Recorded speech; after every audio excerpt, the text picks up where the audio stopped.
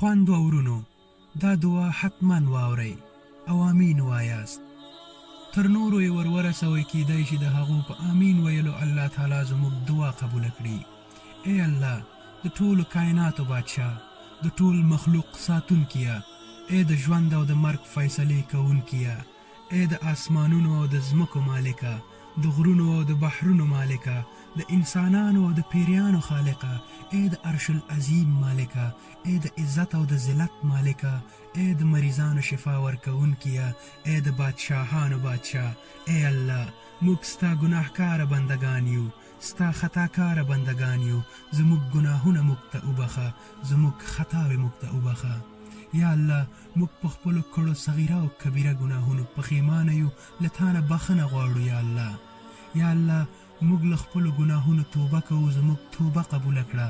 یا الله، موږ ګناهګاره او بدکاره یو، ستا د احکامو نافرمانه یو، ناشکره یو.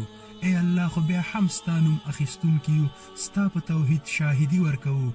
ستا نه پرته بل هیڅ څوک د عبادت حقدار نشته، ستا نه پرته بل هیڅ څوک د صفت وړ نه ده. ای الله، زموږ ګناهونه ستا د رحمت نه غټ نه دي، ته یې په خپل رحمت سره راوبخه. یا الله، موږ د ګمراهانو له لارې وساتې او په صراط المستقیم باندې مو برابر کړي. یا الله، موږ ته د داسو اعمالو، عباداتو او د ژوند کولو توفیق راکړي چې ته پرې راضي کیږي.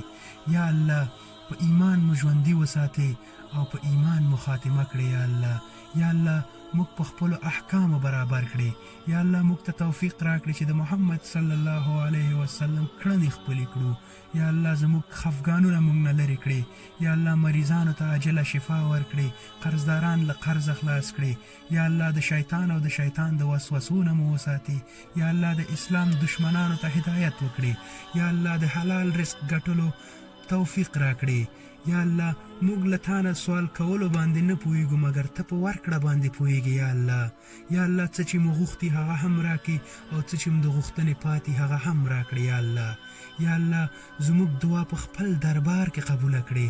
یا الله، د خپل حبیب محمد صلی الله علیه وسلم په خاطر ټول مړي وبخي او مریضانو ته عاجله شفا ورکړي.